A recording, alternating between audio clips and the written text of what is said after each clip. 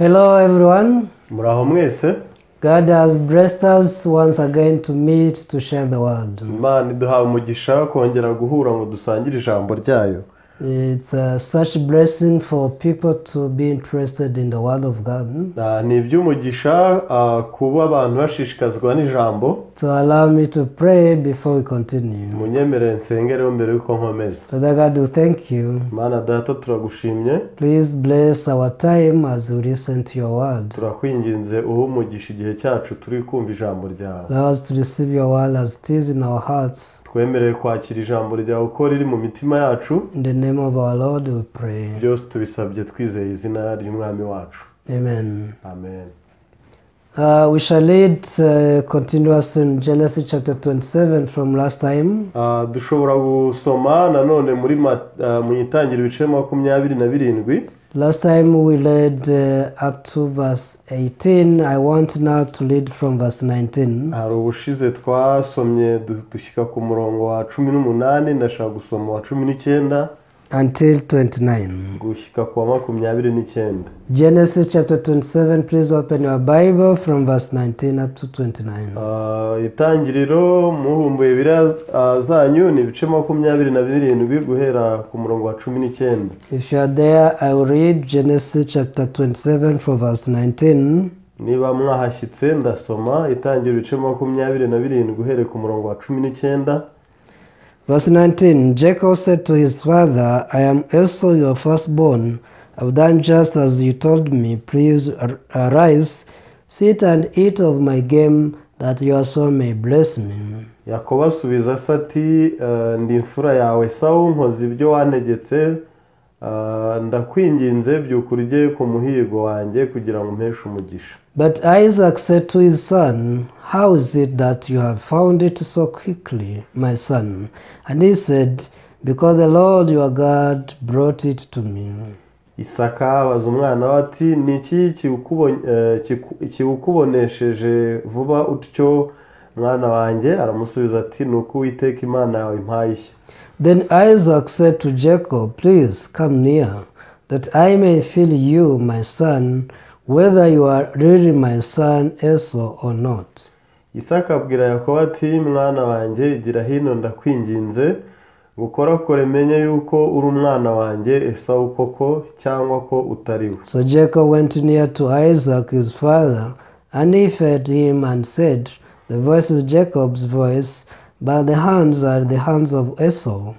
Yakobo yegera Isaka se aramukorakora aravuga ati ijwi ni irya Yakobo ariko ibikonjo ni ibya Esau. And he did not recognize him because his hands were hairy like his brother Esau's hands, so he blessed him. Ntiyamenye uwo ari we kuko ibikonjo bye biriho ubwoya nk'ibya mukuru we Esau, nuko amuhesha umugisha. Then he said, Are you really my son Esau? He said, I am. Aramubaza ati uri umwana wanjye Esau koko? Aramusubiza ati ndiwe. He said, Bring it near to me, and I will eat of my son's game, so that my soul may bless you. So he brought it near to him, and he ate, and he brought him wine, and he drank. Aramubwira ati unyegereze nanjye ndye ku muhigo w'umwana wanjye kugira ngo nguheshe umugisha. Arawumwegereza ararya, amuzanira vino ashozaho. Then his father Isaac said to him, Come near now and kiss me, my son. Se Isaka aramubwira ati mwana wanjye nyegera unsome.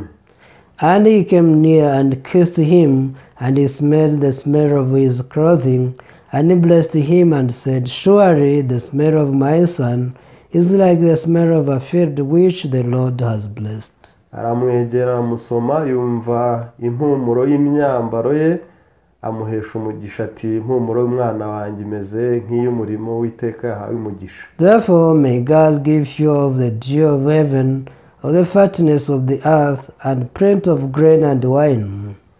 Nuko Imana iguhe ku kime kiva mu ijuru no ku mwero w'ubutaka n'imyaka y'impeke myinshi na vino nyinshi. Let peoples serve you, and nations bow down to you.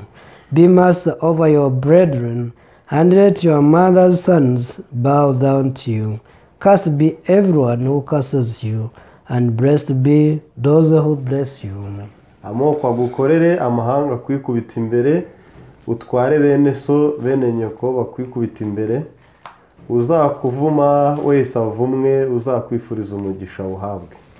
Yeah, it's amazing. We have read up to verse 29. Birashishikaje, birahambaye, dusomye gushyika ku murongo wa 29. A long time ago, people could confuse the sun that it moves. Mu myaka yashize abantu bari barajijwe bazi yuko izuba rigenda. It was due to following their own eyes. Byari bishingiye gusa ku gukurikira iby'amaso yababona. There was no research or any other experiment, but they could see the sun moving early in the morning until late evening. Nta bushakashatsi byari bishingiyeho, gusa byari ukubona izuba rirasa rikarenga. So without any doubt, they could say, you see the sun is moving, now it's in the east, in the evening it is in the west. Bati murabona uburyo izuba rigenda, dore mu gitondo riba riri iburasirazuba, hanyuma rikaza gusoreza iburengera bwaryo. When I was young, I could know that now it's noon. N'igihe nari muto najyaga menya ngo ubu ni amanywa. Because we were taught how to calculate using the sun. Bari baratubwiye uko tuzajya tubibara tugendeye ku aho izuba rigeze. Some could use the sun being on top of their head.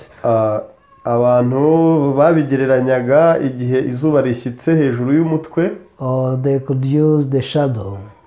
Cyangwa se bagakoresha iby'igicucucucu. Because when the sun reaches your head, it is said that it's noon. Iyo rero izuba ryabaga riteganye n'umutwe wahita uvuga utu ni saa sita zuzuye. So what I will say is that without any second thought, people could believe that the sun moves. Rero hatabayeho no gutekereza kabiri, abantu bari baremeje uburyo izuba rigenda. Eventually, when the guy called Galileo discovered that the sun is something fixed, doesn't move, people didn't believe him. Ariko bishingiye ku bushakashatsi bwa Galileo yavuze ko izuba rigumaho riri ritajya rigenda, abantu ntibamwizera.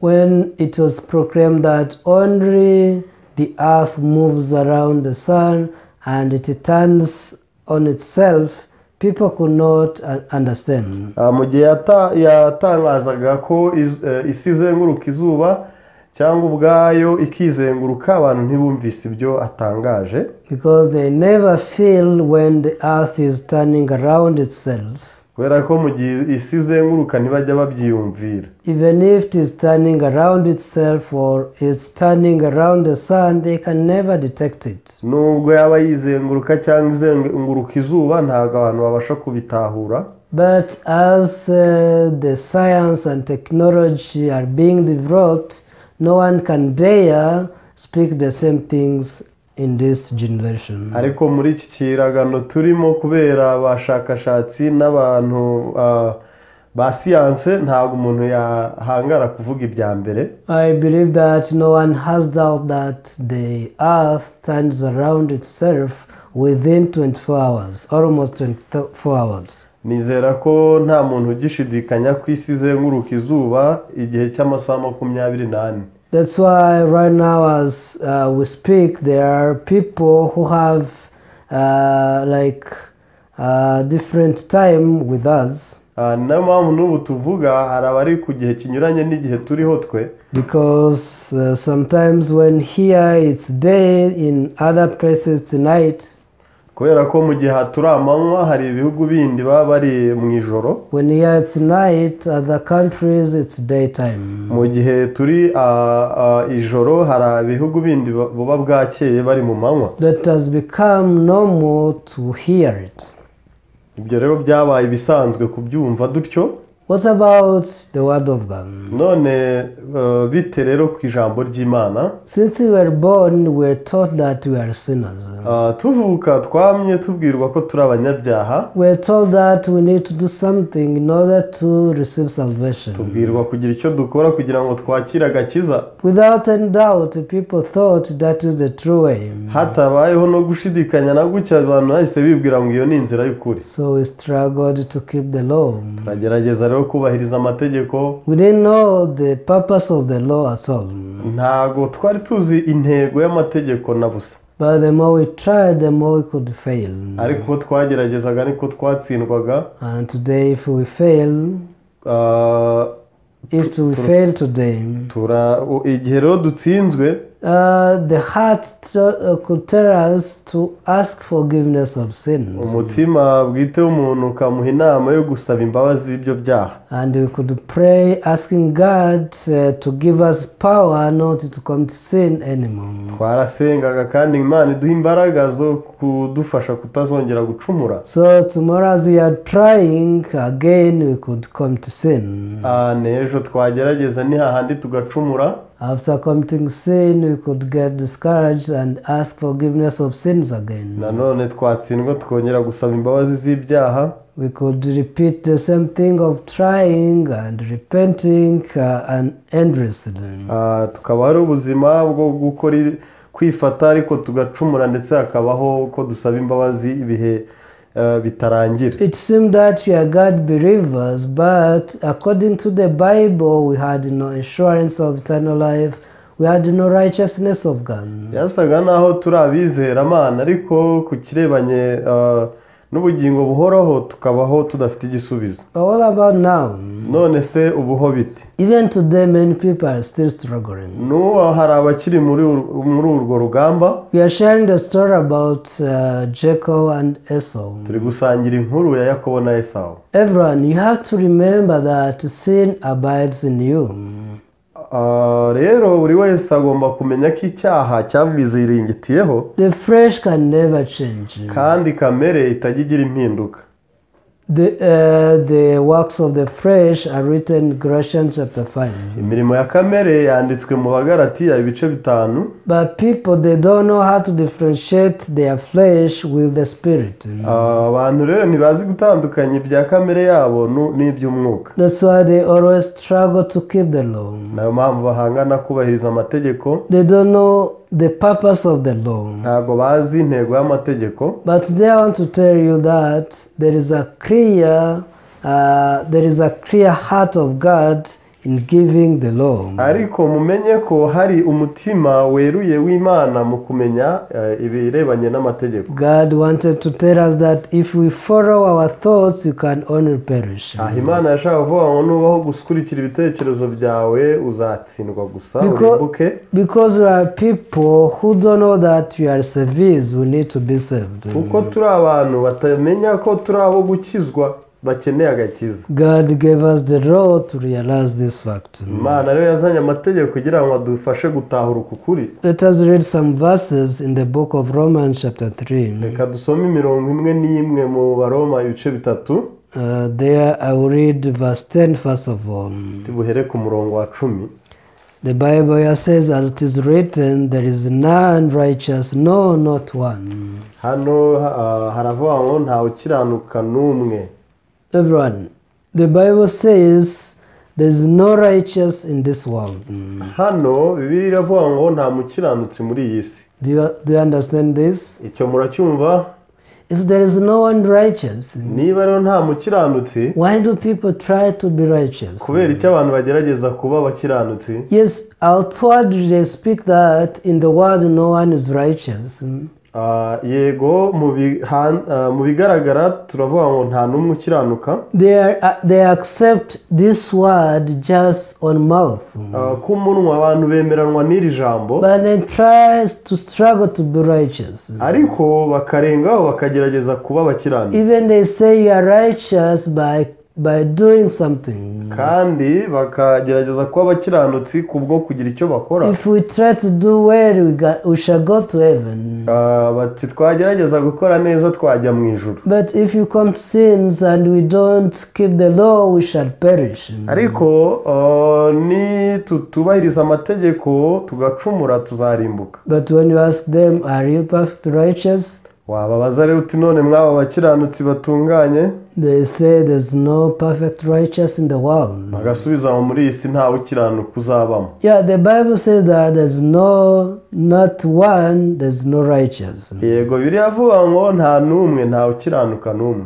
But did you keep reading this chapter?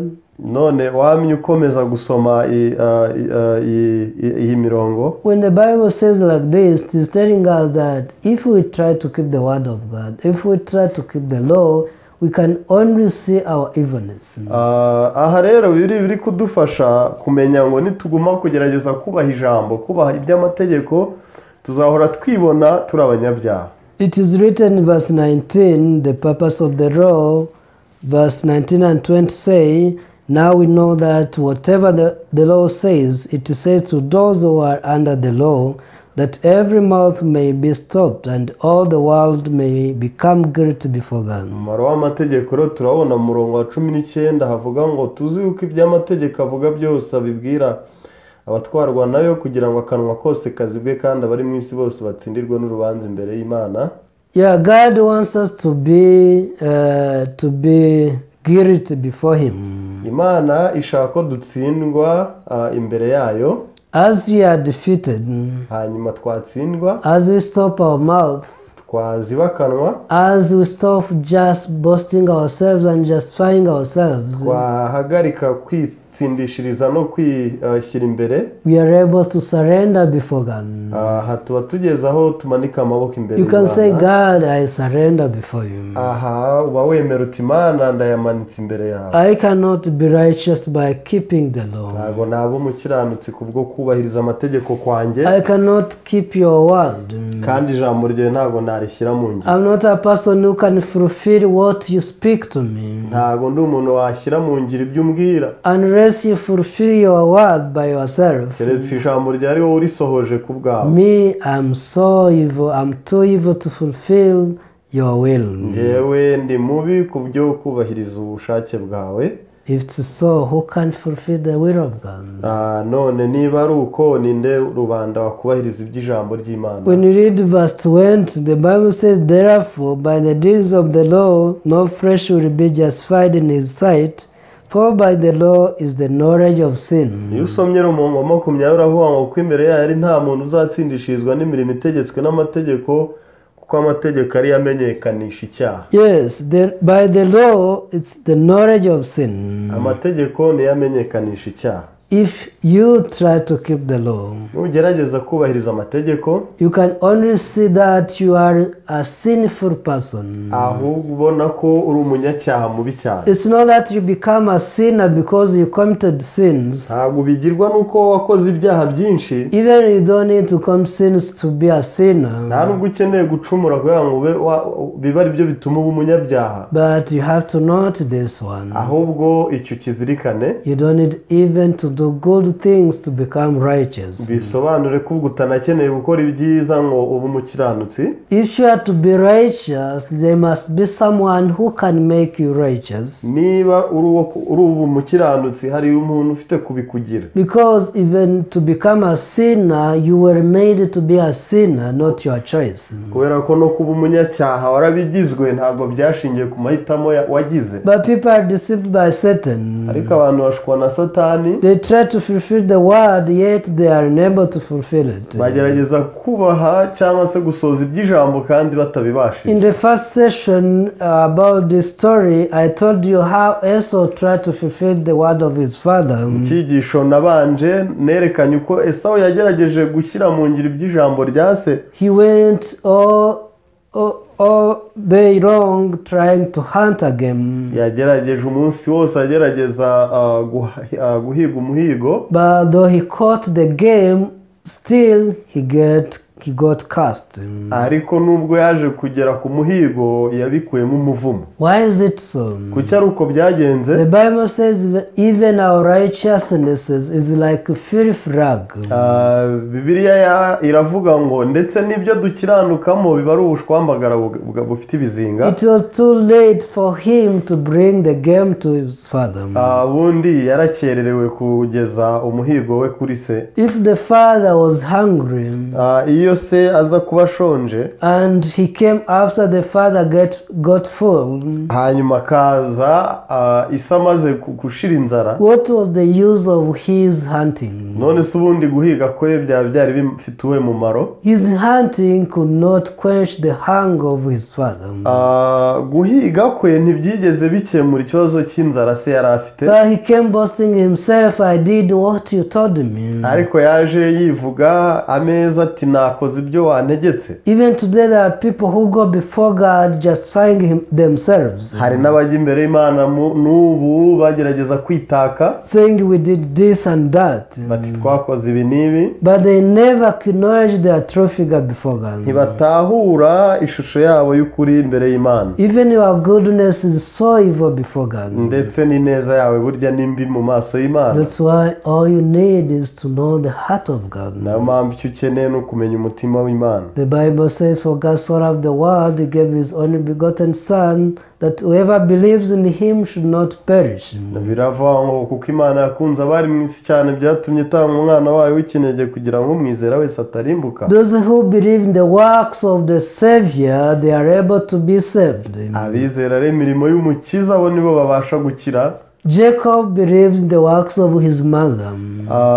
Yakobo yiringiye imirimo ya nyina. Even though Jacob also had a doubt to begin with. Nubwo Yakobo nawe yatangiranye no gushidikanya. But there was no problem. Ibyo ntacyo byari bitwaye. The mother guided his heart. Mama we yayoboye umutima we. Until he was able to receive her guidance. Kugera aho abasha kwakira ubuyobozi bwe. Couple days ago I met one lady.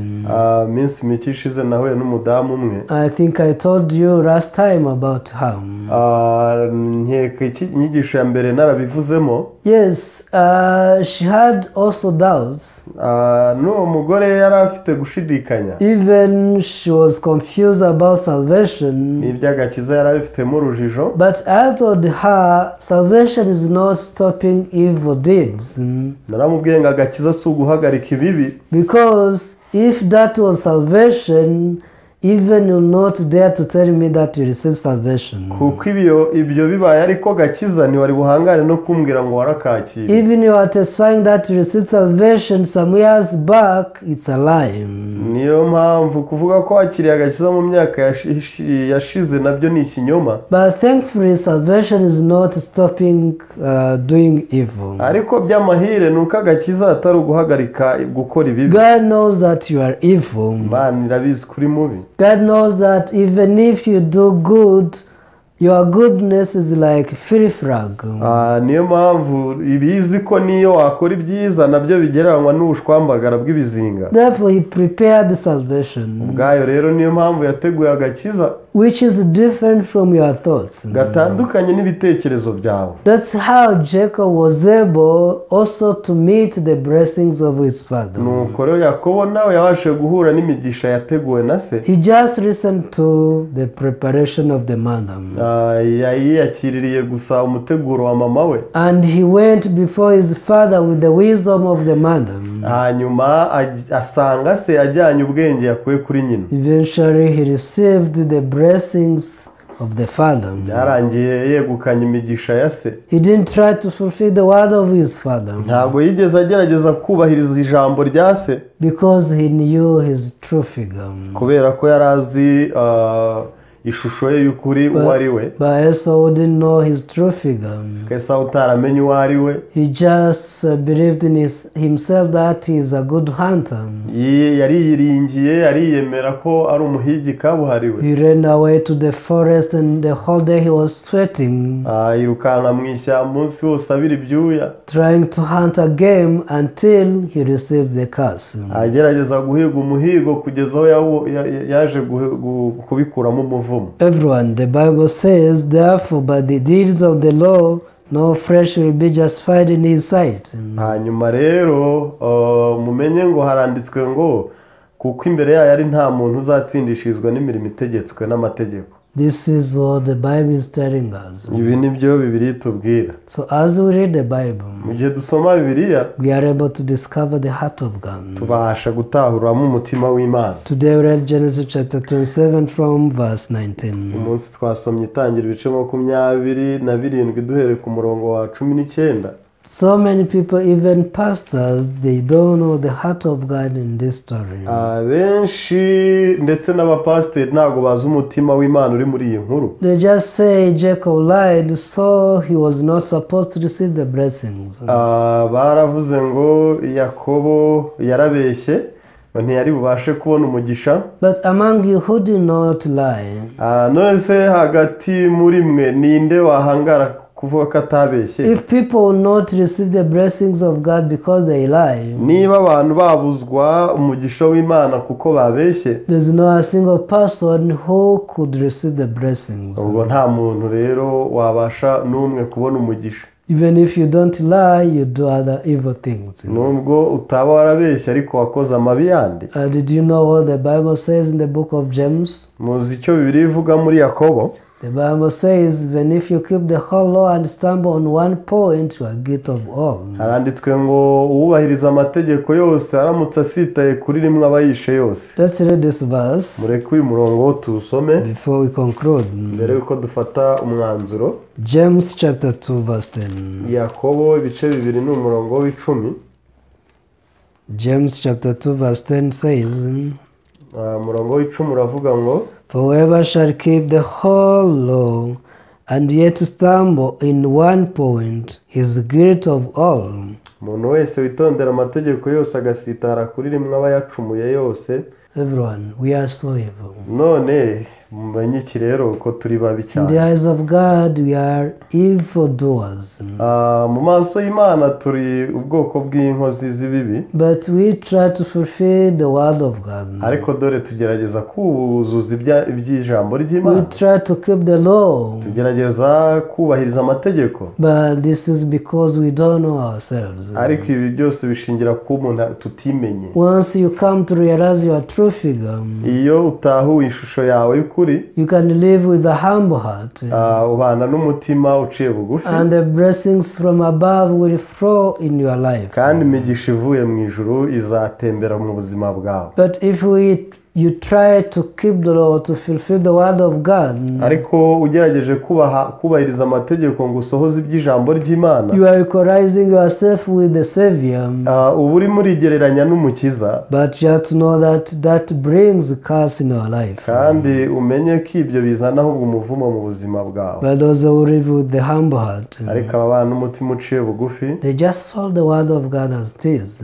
Bakurikira ijambo ry'Imana uko riri. Jacob followed the word of his mother. Yakobo yakurikiye ijambo rya nyina. Where we read today from verse 19, the Bible said, Jacob said to his mother, I am Esau your firstborn. I've done just as you told me. Please arise, sit and eat of my game, that your soul may bless me. Hano umurongo wa 19 aho ngo Yakobo asubiza ati ndi imfura yawe Esau nkoze ibyo wantegetse ndakwinginze byukurye ku muhigo wanjye kugira ngo umpeshe umugisha. And verse 29 said, let peoples serve you and nations bow down to you. Be master over your brethren, and let your mother's sons bow down to you. Cursed be everyone who curses you, and blessed be those who bless you. Murongo wa 29 uravuga ngo amaboko agukorere, amahanga kwikubita imbere, utware bene so bene nyoko bakwikubita imbere, uzakuvuma wese avumwe, uzakwifuriza umugisha wese awuhabwe. Everyone, this is the fruit of the heart of people who receive the blessings. Nyamuna mumenye ko iyi ari yo mitembere y'umuntu wese uca bugufi akakiriramo umugisha. Not the blessings of the world, ntabwo mvuga imigisha y'iyi si, but the blessings from above, from God. ahubwo imigisha iva mu ijuru. No one has ever worked for the blessings of God.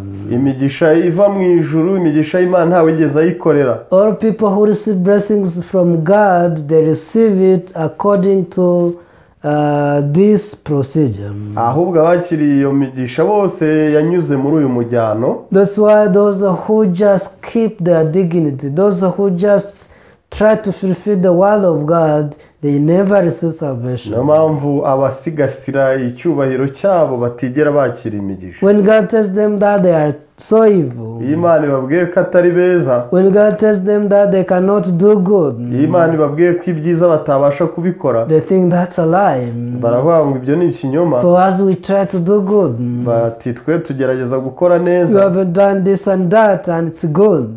twakoze ibi n'ibi kandi byiza. Because of this, they never receive the grace of God. Aha rero ntibigeze bakira ubuntu ntibakwigira bakira ubuntu bw'Imana. But those who have a humble heart like Jacob, Ariko ab'umutima uciye bugufi nk'uyu wa Yakobo, they know I'm not qualified to receive the blessings. baravuga bati sinari nkwiriye kuba uwakwakira umugisha, But say the mother prepared everything for me. ariko ndabona mama yaranteguriye byose. My mom knows what my father likes. Kandi mama niwe uzi neza ibyo data yishimira. In the same way exactly, Jesus knows what God wills, what is the will of God. Nibwo buryo bumwe kandi Yesu azi neza ibyo gushaka kw'Imana. And Jesus is the one who fulfills the will of God. Kandi Yesu niwe usohoza ubushake And bw'Imana. when we believe in Him, Igihe rero tumwizeye, we cannot perish, ntabwo tuba tukirimbutse, but we receive everlasting life. ahubwo twakira ubuzima bw'iteka, We receive the righteousness of God. twakira gukiranuka kw'Imana. And we go before God testifying that we are righteous, we are perfect and saints. Kandi tukajya imbere y'Imana tuvuga ko turi abakiranutsi, turi abera, turi n'intungane. It's not that we just speak about that. Ntabwo wasohoreye muri uwo wari uzi ubushake bwayo. Hebrews chapter 10 verse 10. Maheburayo ibice 10 umurongo wa 10. I read this verse and conclude. Ndasoma uyu murongo ndimo ndasoza. Hebrews chapter 10 verse 10 says, by that will we have been sanctified through the offering the body of Jesus Christ once for all. Aha mu Baheburayo ibice 10 umurongo waho w'icumi uravuga ngo uko gushaka kw'Imana niko kwatumye twezwa tubeshejwe n'uko umubiri wa Yesu watambwe rimwe gusa ngo bibe bihagije iteka. Yeah, Jesus knew the will of God. Yesu yari azi ubushake bw'Imana. As Rebecca knew the will of Isaac, nk'uko Rebeka yari azi ubushake bwa Isaka, when Jacob believed in Rebecca, igihe Yakobo yizeraga ibya Rebeka, he was able to receive the blessings. yabashije kwakira imigisha. Until those who bless him, they also receive the same blessing. Byaho ahubwo n'abamuhesheje umugisha bakiriye umugisha we nabo. But those who curse him, ariko abamuvumye, they could receive only the curses. Nabicyo babonye n'umuvumo. Everyone, this is the promise of you and me. Rero iri ni isezerano ryanyu ndetse nanjye. By the will of God we are sanctified once and for all. Kubw'ubushake bw'Imana twarejejwe rimwe kandi iteka ryose. But those who keep insisting on their thoughts, ariko abaguma batsimbarara ku bitekerezo byabo, they never repent true repentance. Ntabwo bajya kwihana k'ukuri. They just ask forgiveness of sins because they are guilty with their conscience. Basaba imbabazi z'ibyaha kuko baba bari gucindwa n'umutimanama wabo. But they don't want to repent the true repentance, that is denying themselves. Ariko ntibakora icyo kwihana k'ukuri ari cyo kwiyanga ubwabo bose. So next time if God allows, I speak to you about repentance. Utaha nabwo nzakomoza ku kirebanye no kwihana, because no one can receive the true faith unless you repent. Kuko nta wakira ukwizera nyako mu gihe atabanje icyo kwihana k'ukuri. Let's pray. Mureke dusenge. Father God, we thank you. Data Mana turagushimye. Once again, you gave us a chance to listen to your word. nanone kuri iyi nshuro twemereye kumva ijambo ryawe. Jesus came to fulfill your will. Yesu yazanywe no gusohoza ugushaka kwawe. He knew the will of God. Yari azi ubushake bw'Imana. But for us, we don't know even the will of God. Ariko ku bwacu nta nubwo tuzi iby'Imana itekereza. Jacob didn't know the will of his father. Yakobo ntiyamenye ubushake bwa se. But it was not a problem because the mother Rebecca knew it. Ariko nta kibazo cyari kibirimo kuko mama we Rebecca yari abizi. When he connected his heart to the heart of Rebecca, rero yahuje umutima we n'uwa Rebecca, he was able to receive all blessings prepared by his father. yakira imigisha yose yateguwe na se. In the same way, we are able to receive the righteousness of God by just connecting our hearts to the heart of Jesus. Ni nuko rero twakira imigisha y'Imana kubwo guhuza imitima yacu n'uwa Yesu. Jesus, who has faith that he sanctified all of our sins. Yesu wagize ufite ukwizera ko yamaze kweza ibyaha byacu. Jesus who never get doubts that the sin is still there because he took all of our sins. Yesu utajya ashidikanya ko icyaha kigihari kuko abizi ko byose yabikuyeho. May you allow us to have the same heart with Jesus. Twemerere kugira umutima umwe n'uwa Yesu. And until we meet again, allow us to meditate about your heart. Kandi mbere yuko twongera guhura ku yindi nshuro uzatwemere gukomeza kwiyumvira umutima wawe, so that we can be interested in knowing the will of God and how Jesus accomplished his will. kugira ngo tushishikazwe no kumenya umutima wawe, ubushake bwawe n'ukuntu Yesu yasohoje ibyo gushaka kwawe. We thank you and we pray all in the name of Jesus our Lord. Turagushimiye kandi byose tubyambaje mu izina rya Yesu umukiza wacu. Amen. Amen. Thank you very much. Murakoze. See you next time. Tuzahura ubutaha.